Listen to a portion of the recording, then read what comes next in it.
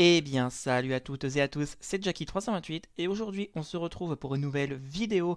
Enfin, la vidéo tant attendue que je vous ai teasée depuis un bon moment sur Miraculous, les aventures de Ladybug et Chat Noir, une de mes séries animées préférées et en plus française. Ça tombe bien. Après un bref rappel historique sur la série et mon rapport à cette dernière, je vais analyser la première saison comme je le ferai pour les suivantes. Cette vidéo a simplement pour but de montrer les tenants et les aboutissants de la série et de montrer l'évolution qu'elle entreprend car elle n'est pas toujours explicite. L'histoire de la série. C'est en 2004 que Thomas Astruc, travaillant alors sur Witch pour Disney, a l'idée de faire une œuvre sur une super-héroïne coccinelle. Le projet évolue grandement et il est décidé d'offrir à la coccinelle, symbole de chance, un partenaire, symbole de malheur, le chat noir. Cette dualité est représentée par leur pouvoir, le Lucky Charm et le Cataclysme, la création et la destruction, le yin et le yang. Notre duo est donc complémentaire et ne peut pas agir l'un sans l'autre. Le projet passe d'un comics assez mature à une série dans un style d'animation japonaise faite par la Toei Animation, pour finir entre les mains du studio français Zactoon, dirigé par Jérémy Zag, toujours en coopération avec la Toei. La série étant française, nos héros devront donc sauver Paris du terrible papillon. Elle rencontre assez vite un franc succès et est diffusée dans 120 pays et possède une communauté de fans assez importante. Pour être honnête, résumer la série de façon efficace et complète en très peu de temps est compliqué tellement il y a d'éléments à prendre en compte. Le mieux pour comprendre est encore de voir un épisode de la saison 1, ce qui apporte les bases récurrentes de la série. Comme toute œuvre, elle finira par se complexifier avec le temps, mais je vais partir du principe que vous avez vu les 3 premières saisons. Pour les non-initiés, il faut simplement retenir que nos héros, Ladybug et Chat Noir, combattent le papillon à travers de méchants que l'on appelle akumatisés, pouvoirs liés à une émotion négative et qui servent à récupérer les bijoux magiques de nos héros et qui sont la source de leur pouvoir. Nos héros affrontent donc un grand méchant qu'ils ne peuvent arrêter car il n'apparaît jamais à eux. Avec un tel concept, la série peut donc être étirée sur plusieurs saisons sans trop de problèmes. Et mon rapport à Miraculous. Étant un grand fan de super-héros, notamment de chez Marvel, je ne pouvais qu'aimer cette série. Je la voyais passer de temps en temps sur Disney Channel, mais le côté répétitif de la saison 1 ne m'a pas donné plus envie que ça de la regarder. Ce n'est que lors de la diffusion du collectionneur sur Tfou et tous les enjeux qu'il y avait autour que j'ai eu envie de plus m'y intéresser. J'ai donc regardé toute la saison 1 et rattrapé mon retard sur la 2 jusqu'à l'épisode Gorizia, premier que j'ai vu le jour de sa sortie française sur Tfou. Je suis devenu tellement fan que je n'ai pas pu m'empêcher de regarder le double épisode final en replay sur RTS, diffuseur suisse, en avant-première. Depuis, je scrute chaque news sur la série et regarde les épisodes dès leur sortie FR, voire anglaise pour certains. J'adore sincèrement cette série, mais mon amour est tel que je suis obligé de lui reprocher tous les défauts du monde, mérités ou non pour certains. Je vais donc vous proposer mon analyse personnelle de cette saison 1 de la série Miraculous. Analyse de la série. Cette saison possède plusieurs caractéristiques qui servent à poser les bases de ce que va devenir la série. De prime abord, les épisodes se ressemblent tous, possèdent le même schéma narratif, situation initiale présentant la future akumatisée, souvent un personnage secondaire voire unique à l'épisode ou un camarade du collège, le discours du papillon qui fait les Miraculous de nos héros, le combat face à ce même akumatisé divisé en 2 phases, une d'analyse sur comment le vaincre, puis de la résolution du problème, souvent grâce au Lucky Charm de Ladybug, et enfin, situation finale où tout rentre dans l'ordre pour finir l'épisode sur une note positive. Très clairement, cette saison est faite pour que chaque épisode puisse être vu dans le désordre. Le fil rouge n'est pas ce qui importe le plus ici. Bien souvent, nos héros affrontent des personnages uniques que l'on ne reverra plus ou des camarades du collège. Mais dans la globalité, aucun ne touche directement nos héros et n'apporte d'événements majeurs à la série. Mais on peut noter une certaine forme de progression.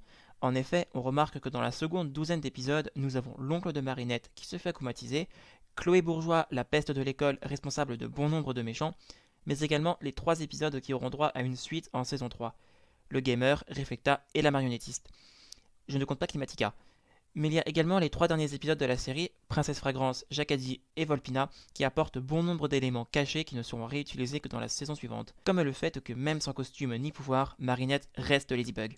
L'apparition de Maître Fou, ce qui ne choque d'ailleurs pas Marinette que son Kwami connaisse un vétérinaire pour chat chauve du royaume du Kobat. De chat Ah oui, un chat chauve d'une race très rare qui vient du royaume du Kowa. Volpina se terminant d'ailleurs sur un cliffhanger, comme ce sera le cas en saison 3 si les informations sur la saison sont exactes. La saison pose également une certaine base sur la forme. En effet, la saison se termine par un double épisode final, certes préquel, mais qui n'en reste pas moins super intéressant car introduit le Kwami du papillon Nourou, mais également les 7 Miraculous principaux dans leur boîte.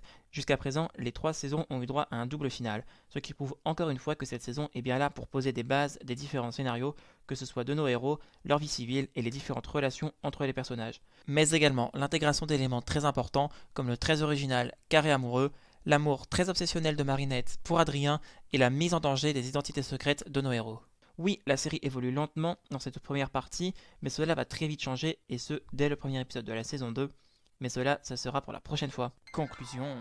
Pour conclure, oui, la saison 1 de Miraculous peut paraître assez fade de prime abord. Du moins, c'est comme ça que je le perçois. L'animation est parfois peu ouf et les épisodes tournent vite en rond. Les méchants sont souvent trop peu intéressants, mais cela peut être facilement expliqué via Origins.